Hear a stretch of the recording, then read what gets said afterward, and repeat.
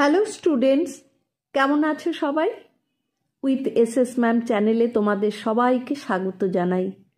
পশ্চিমবঙ্গ মধ্যশিক্ষা পর্ষদ অনুমোদিত ক্লাস 8-এর বাংলা পাঠ্য বই হলো সাহিত্য মেলা।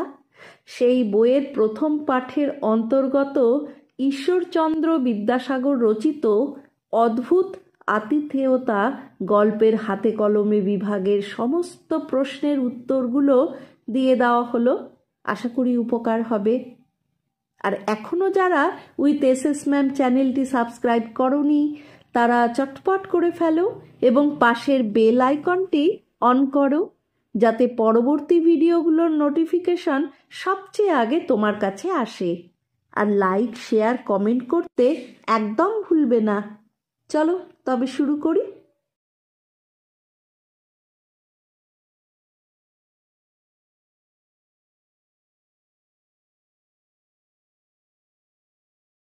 অদ্ভুত আতিথেয়তা গল্পের লেখক হলেন ঈশ্বরচন্দ্র বিদ্যাসাগর। উনি জন্মগ্রহণ করেন 1820 সালে এবং মারা যান 1891 সালে। জন্ম মেদিনীপুরের বীরসিংহ গ্রামে। বাল্যকাল থেকেই অত্যন্ত মেধাবী ছাত্র ছিলেন। সংস্কৃত কলেজ থেকে বিদ্যাসাগর উপাধি লাভ করেন। পরবর্তীকালে সংস্কৃত কলেজের অধ্যক্ষ হন।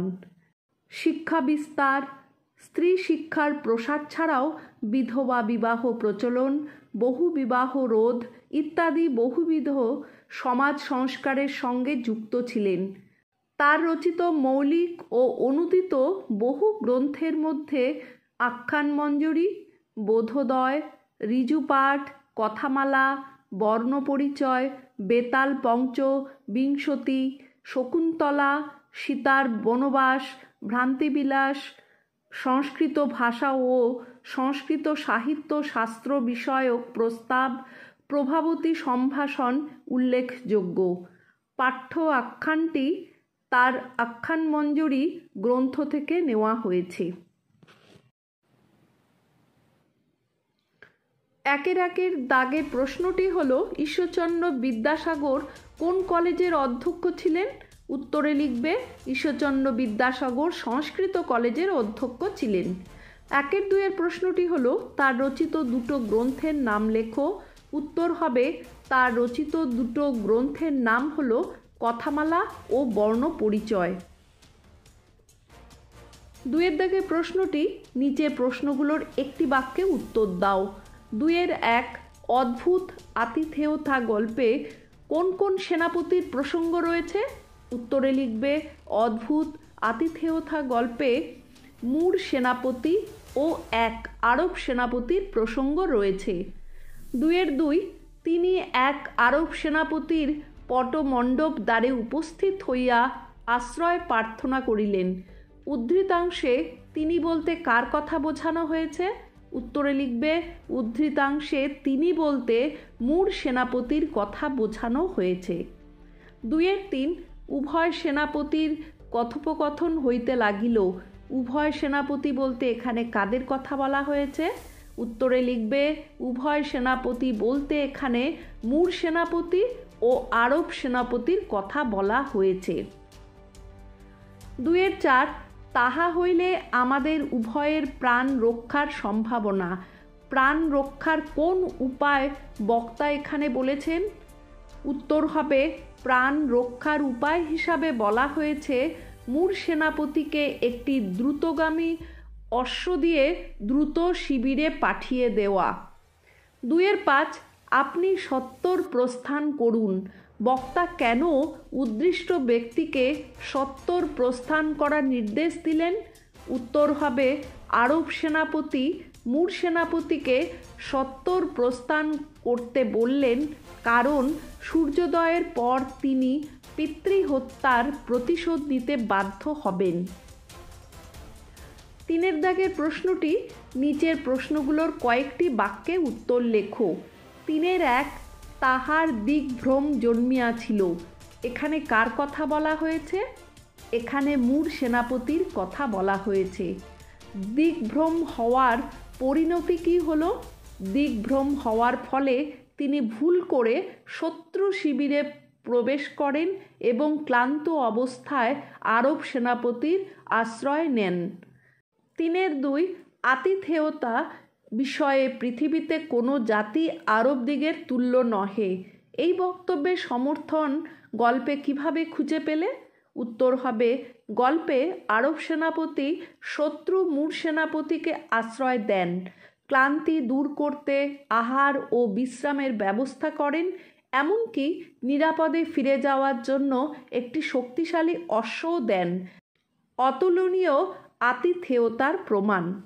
3-3 সহসা আরব সেনাপতির মুখ বিবর্ণ হইয়া গেল। আরব সেনাপতির মুখ হঠাৎ বিবর্ণ হয়ে ওঠার কারণ কি?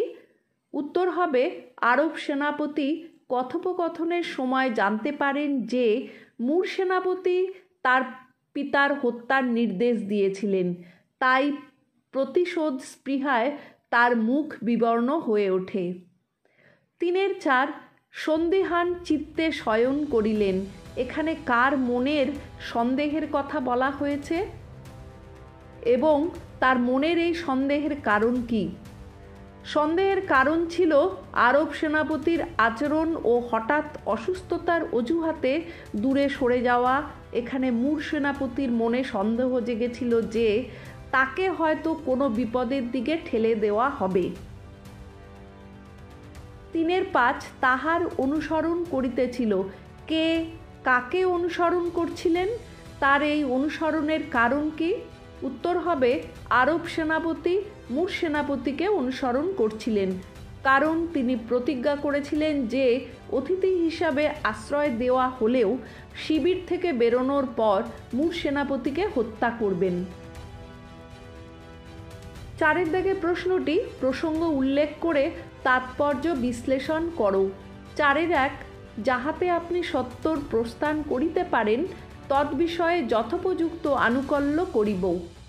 যাহাতে আপনি সত্তর প্রস্থান করিতে পারেন তদ্বিষয়ে যথোপযুক্ত আনুকল্য করিব। এই উক্তিটি আরব সেনাপতি মূর সেনাপতিকে বলেছেন। এটি আরব সেনাপতির দ্বৈত চরিত্র ফুটিয়ে তোলে। একদিকে তিনি অতিথিকে সর্বোচ্চ আতিথেয়তা দেন, অন্যদিকে জাতিগত প্রতিশোধের কারণে তাকে হত্যা করতেও প্রস্তুত থাকেন। 4-2 এই বিপক্ষ শিবির মধ্যে আমা অপেক্ষা আপনকার ঘোরতর বিপক্ষ আর নাই। এখানে আরব সেনাপতি বুঝিয়ে দিচ্ছেন যে অতিথি হিসাবে তিনি মূর সেনাপতিকে আশ্রয় দিলেও বাস্তবে তিনিই তার জীবনের সবচেয়ে বড় শত্রু। এটি আরবদের নৈতিকতা ও প্রতিশোধ স্পৃহার সংমিশ্রণকে প্রকাশ করে।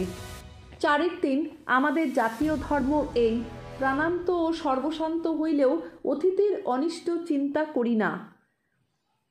এই উক্তিটি আরব জাতির উদার আতিথেয়তার পরিচায়ক।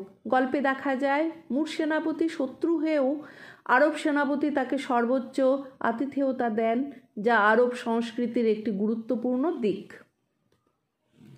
5 দাগের প্রশ্নটি নিচের প্রশ্নগুলোর উত্তর নিজের ভাষায় লেখো। 5-1 গল্পে কার আতিথেয়তার কথা রয়েছে? তিনি কিভাবে অতিথির আতিথেয়তা করেন?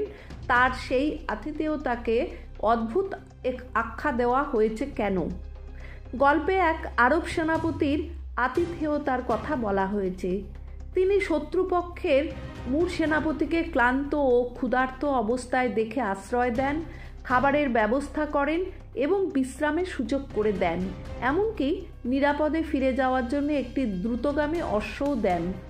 তার এই আতিথেয়তাকে অদ্ভুত বলা হয়েছে কারণ তিনি শত্রুকে অতিথি হিসাবে গ্রহণ করলেও শিবিরের বাইরে গেলে তাকে হত্যা করার প্রতিজ্ঞা করেন, যা এক ধরনের দ্বৈত আচরণ। 5-2 আরব মূর সংঘর্ষের ইতিহাস মিশ্রিত কাহিনী অবলম্বনে রচিত এই আখ্যানে লেখকের রচনাশৈলীর অনন্যতার পরিচয় দাও। উত্তরে লিখবে, ঈশ্বরচন্দ্র বিদ্যাসাগরের অদ্ভুত আতিথেয়তা গল্পে তার রচনাশৈলীর কিছু বিশেষ বৈশিষ্ট্য দেখা যায়, যা এই আখ্যানের অনন্যতা প্রমাণ করে। 1 ঐতিহাসিক পটভূমির নিখুঁত ব্যবহার। 2 নাটকীয়তা ও উত্তেজনার সংমিশ্রণ। 3 চরিত্র চিত্রণের দক্ষতা। 4 সংলাপ ও ভাষার গাম্ভীর্য, 5 নীতি শিক্ষামূলক দৃষ্টিভঙ্গি। ঈশ্বরচন্দ্র বিদ্যাসাগর কেবল ঐতিহাসিক ঘটনা বর্ণনা করেননি, বরং এর মধ্য দিয়ে মানবিক মূল্যবোধ ও চারিত্রিক দৃঢ়তার নিখুঁত চিত্র এঁকেছেন। তার ভাষা, নাটকীয় উপস্থাপনা, চরিত্র বিশ্লেষণ ও কাহিনীর শিক্ষামূলক দিক গল্পটিকে অনন্য করে তুলেছে। 5-3 আতিথেয়তা বিষয়ে পৃথিবীর কোনো জাতি আরবদিগের তুল্য নহে। গল্পের ঘটনা বিশ্লেষণ করে মন্তব্যটির যথার্থতা প্রতিপন্ন করো। গল্পে দেখা যায় আরব সেনাপতি শত্রু হলেও মুর সেনাপতিকে আতিথেয়তার সর্বোচ্চ নিদর্শন দেন। তিনি তার ক্লান্তি ও ক্ষুধার কথা বিবেচনা করে আপ্যায়নের ব্যবস্থা করেন এবং আতিথেয়তার মর্যাদা রক্ষা করেন। এই ঘটনাগুলো প্রমাণ করে যে আরব জাতি সত্যিই অসাধারণ অতিথিপরায়ণ, তাই উক্ত মন্তব্যটি যথার্থ। 5-4 বন্ধুভাবে উভয় সেনাপতির কথোপকথন হইতে লাগিল। কোন দুই সেনাপতির কথা এখানে বলা হয়েছে? এখানে মুর সেনাপতি ও আরব সেনাপতির কথা বলা হয়েছে। ভুল করে শত্রু শিবিরে প্রবেশ করার ফলে মুর সেনাপতি আরব সেনাপতির পটমণ্ডপে আশ্রয় নেন। উভয়ের কথোপকথনের সারমর্ম নিজের ভাষায় আলোচনা করো। কথোপকথনের মাধ্যমে তারা নিজেদের বীরত্ব ও পূর্বপুরুষদের যুদ্ধগাথা ও কৌশলের কথা আলোচনা করেন। তবে মুর সেনাপতির এক মন্তব্যে প্রকাশ পায় যে তিনি আরব সেনাপতির পিতার মৃত্যুর নির্দেশ দিয়েছিলেন, ফলে আরব সেনাপতি প্রতিশোধ নেওয়ার সংকল্প করেন। 5-5 তিনি নির্বিঘ্নে স্বপক্ষীয় শিবির সন্নিবেশ স্থানে উপস্থিত হইলেন। কার কথা বলা হয়েছে? এখানে মুর সেনাপতির কথা বলা হয়েছে। কিভাবে তিনি স্বপক্ষের শিবিরে নির্বিঘ্নে পৌঁছলেন? আরব সেনাপতি তাকে একটি দ্রুতগামী অশ্ব দিয়ে নিরাপদে স্বপক্ষের শিবিরে ফিরে যাওয়ার সুযোগ দেন। তার জীবনের এই ঘটনার পূর্ব রাত্রের অভিজ্ঞতার কথা নিজের ভাষায় আলোচনা করো। পূর্ব রাতে তিনি আতিথেয়তার মাধ্যমে যত্ন পান, কিন্তু কথোপকথনের মাধ্যমে জানতে পারেন যে তার জীবন শত্রুর হাতে বিপদে আছে। ভাগ্যক্রমে আরব সেনাপতি অতিথিকে হত্যা করতে চাইলেও আতিথেয়তার নিয়ম মানার জন্য তাকে নিরাপদে পালিয়ে যাওয়ার সুযোগ দেন। 5-6 তাহার অনুসরণ করিতেছিলেন। কার কথা বলা হয়েছে? এখানে আরব সেনাপতির কথা বলা হয়েছে। তিনি কাকে অনুসরণ করছিলেন? তিনি মুর সেনাপতিকে অনুসরণ করছিলেন। তার এই অনুসরণের কারণ কি? কারণ শত্রু শিবিরের বাইরে গেলে তিনি তাকে হত্যা করবেন বলে প্রতিজ্ঞা করেছিলেন। তবে মুর সেনাপতি দ্রুতগামী অশ্বের সাহায্যে পালিয়ে যান এবং শিবিরে প্রবেশ করায় আরব সেনাপতি তার বৈর সাধনের সংকল্প বাস্তবায়ন করতে পারেননি। 6 দাগের প্রশ্নটি নিচের শব্দগুলোর দল বিশ্লেষণ করে মুক্ত দল ও রুদ্ধ দল চিহ্নিত করো। সংগ্রাম, সংগ্রাম হলো রুদ্ধ দল। অশ্বপৃষ্ট হলো রুদ্ধ দল। দণ্ডায়মান হলো মুক্ত দল। করমর্দন হলো মুক্ত দল। তৎক্ষণাৎ হলো রুদ্ধ দল।